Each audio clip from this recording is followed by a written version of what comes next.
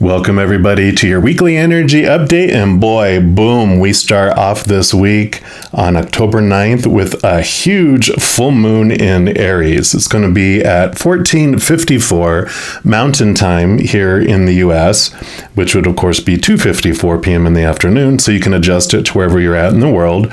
And full moons are a great time for a unveiling and letting go type of ceremony. And to make the most of the energies, you do want to do it like 8 hours before the full moon hits. It's like you're preparing the things that you're getting ready to let go, and you can take advantage of this beautiful releasing energy of the full moon that 8 hours before that time. You also can make the most of this energy by focusing on those themes that cover the Aries energy.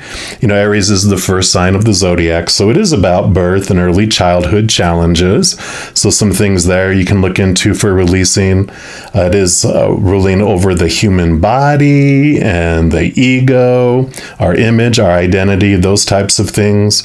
Also our individuality rather than of a group. It's about us being our own and our freedom. Also, you know, it has to do with abandonment and loneliness, you know, with being left to ourselves. And of course, with the Aries fiery energy and it being the first sign, it is about new directions, radical change. Also, all this fiery energy. Where are you focusing it? How is it flowing? There is also this theme around timing and having patience with the divine timing, right? And of course, this fiery energy is about competition, controlling, which equals drama. So for, you know, this reading, we're going to look at those energies.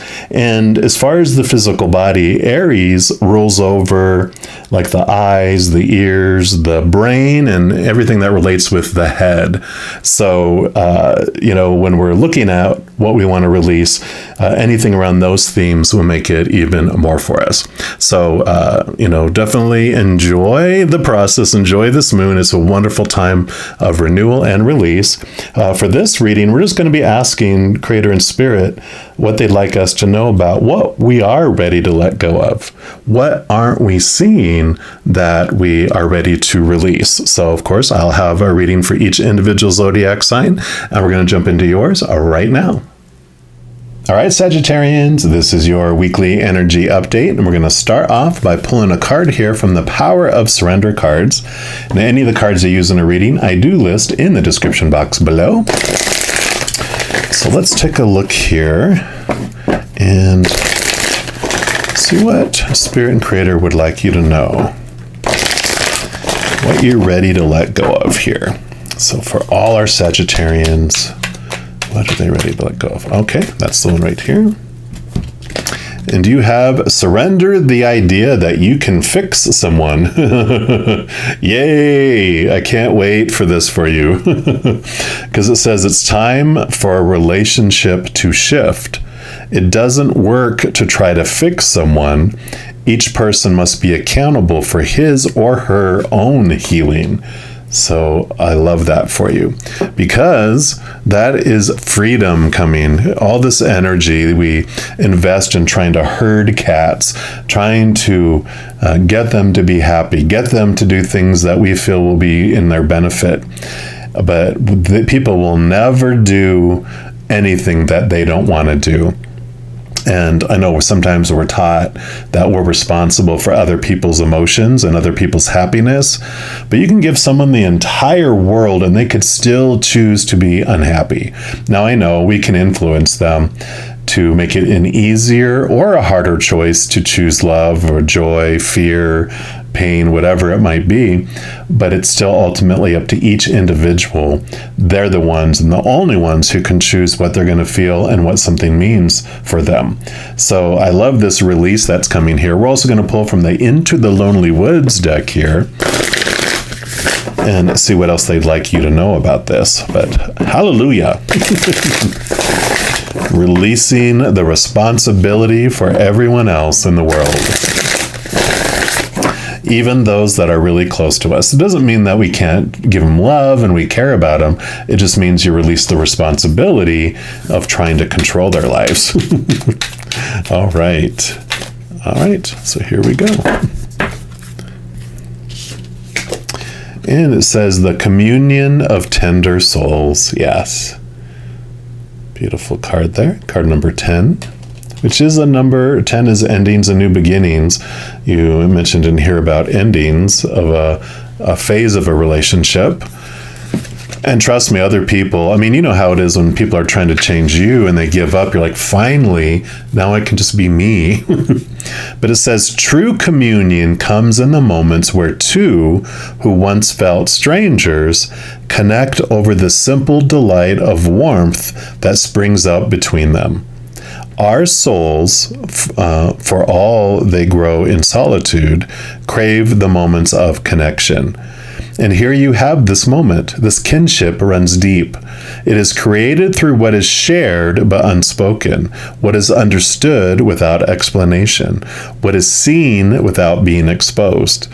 The tender part of each of you has found a safe place, each within the other.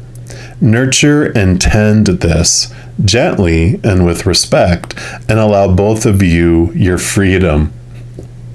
Boom. Can't make it up. In time, let us see what will be woven between you two souls. For now, rest in the bliss of this communion. Now, this can be friends, family, romantic, whatever it might be. So if you're like, well, I'm not in a relationship, what does that got to do with me?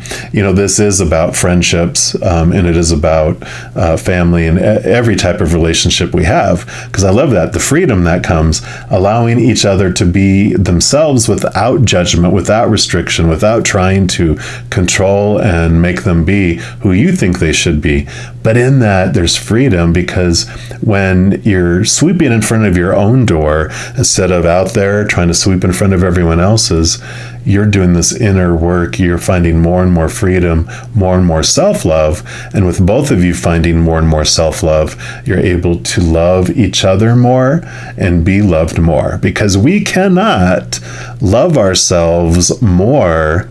We cannot let others love us more than the extent that we love ourselves. And we cannot love others more than to the extent that we love ourselves.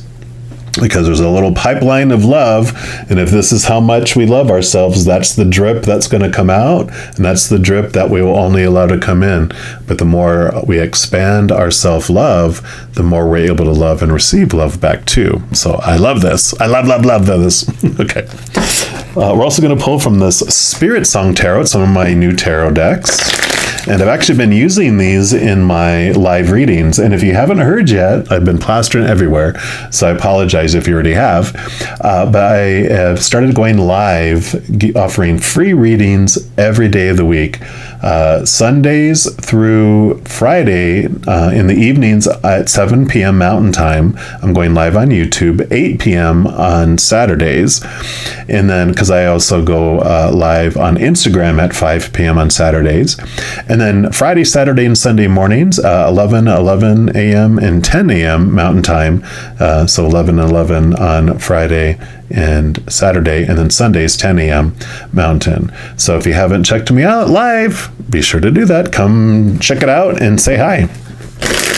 All right, but let's see what else Creator and Spirit would like you to know. So freedom. All right.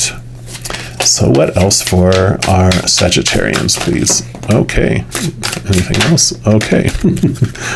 Suppose these are your cards and they all flipped over here. So let me just flip them this way so you can see them, and we will start over here and work our way this way.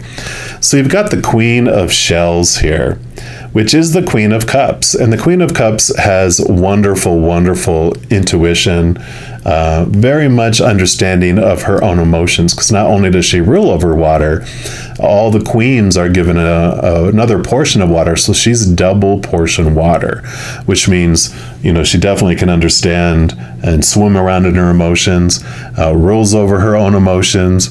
And I love that. Definitely the connecting to your intuition and to the spiritual realm too.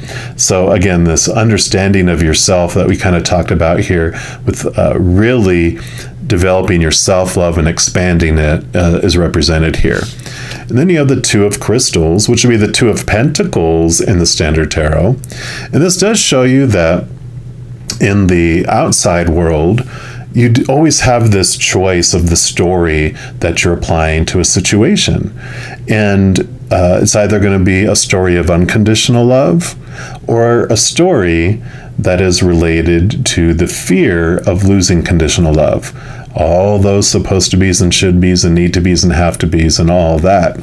There's this balancing that comes into play here with the Two of Crystals, is that we can't just live. I kind of understand that as long as we have our human side of us here, we're not going to always be able to live in a place of unconditional love and making choices of unconditional love. One, it would be very boring. Two, why would we want to be here anymore? Because we have all that back home. So it's like we're here to experience this ebb and flow between the human world that has those feelings, but also to contrast that with the unconditional love of above.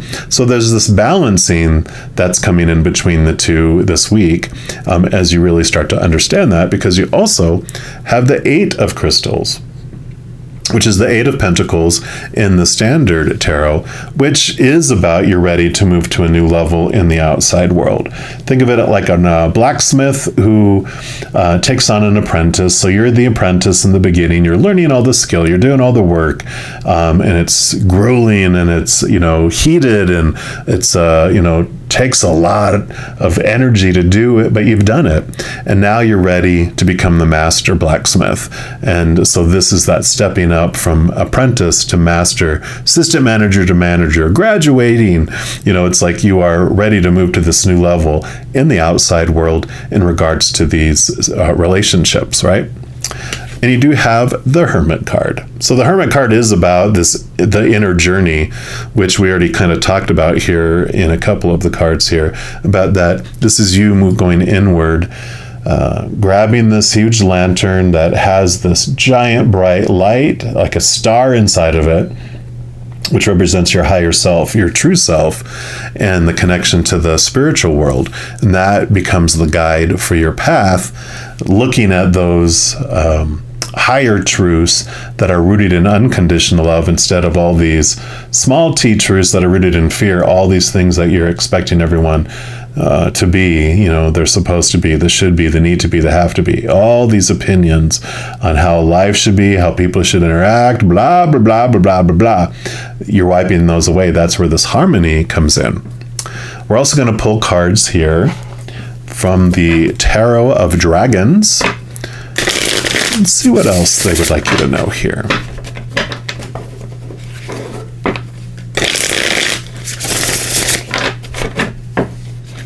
One more. All right. So what else for our Sagittarians, please? What else would you like them to know? Okay. Those three. All right. So we will put these here and we will start with this one. And you have the Two of Pentacles. Again, the Two of Crystals is the Two of Pentacles in the Standard Tarot. So they are reiterating this about the balance, balancing things out, not being so one-sided in these beliefs and how you think everyone should be. It's really coming to this peaceful place, a wonderful cycle of ebb and flow that doesn't feel like a tsunami coming in. Instead, it's this beautiful, wonderful little tide that comes in and out and in and out. And you have the Knight of Cups. So you have the Queen of Cups and you have the Knight of Cups. Knight of Cups, they all knights have a quest, of course, and this knight quests after the cup, the chalice that the queen offers. And that is the chalice, the Holy Grail, is full of the unconditional love of the creator of all things. It's what's the life-giving waters. It's the love that we've been searching for all along, because that's what we have back home. And so we come down here hungry and thirsty for that love in this night, does show action and movement towards obtaining that, and that is beautiful and perfect for this, because it is showing that you are taking on this quest and that you do want that because you are exhausted trying to fix everyone, trying to fix yourself to fit in with what everyone else wants. And freedom to be you and allowing everyone else to be free to be themselves sounds really good, doesn't it? All right. And then your final card here is the Four of Swords. And this is great. This is peace of mind. You can see all these expectations up here. The Three of Swords is like the heartbreak, the expectations card, and you can see all that up there, but he's sleeping on the Ace of Swords, which we talked about a little bit here. It's about the Ace of Swords. It does allow you to connect to the capital T truths of the higher realm, while at the same time it allows you to cut away the small t truths that no longer serve you.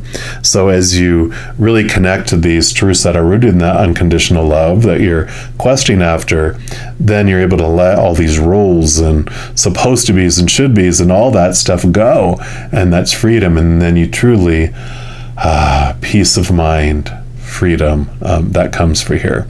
So this is a wonderful, wonderful journey for you. Again, freedom, freedom, freedom is what this brings you. And so it's definitely worth the little adventure that you'll be going on to get there, because you do end up being able to have deeper, more meaningful relationships, because you're not feeling pressured in fear of not meeting up to someone, and you don't feel like you're judging everyone all the time about where they're failing, and you're not investing all this ton of energy trying to fix them, trying to make people happy. Peace of mind and freedom. Love that. And Sagittarians, if you are looking for more messages of love from above, in addition to these weekly energy updates, I also put out monthly readings for each individual zodiac sign and a few other types of videos throughout the month. So if you don't want to miss out on any of those and also be notified when I'm going live, if you give this video a little thumbs up by clicking the like button, and then also clicking the subscribe button gives you access to the notification bell. And when you go in there, there is an option for all. And if you select that, then you'll be notified of any new videos that come out on this channel. Also, doing those things helps spread the Zen love, and it does help my channel grow in significant ways. Because when you like or share one of my videos, or comment on one of my videos, or subscribe to my channel, doing those things makes the YouTube algorithm so giddy, crazy happy, it wants to automatically share my videos with other people as well. So if you feel inspired to do any of that, please know I am ever, ever so grateful for that. Also, these are general readings, and if you're looking for more specific information and answers for your specific life, I do offer personal readings, and my recorded personal readings are actually on a sliding price scale. And that means that each of my recorded personal readings has like 3 different prices for each one, and you can choose which price you want to pay, which is in more alignment with your budget at the time. So if you're interested in any of that, all that information is listed in the description box of this video below. All right, Sagittarians, as you go through this adventure to freedom, please know that every second of every day of your life that you are unconditionally loved by the Creator of all things. And of course, I love you too. Have an amazing week. I'm sure we'll be talking soon. And in the meantime, you hang in there and you take care.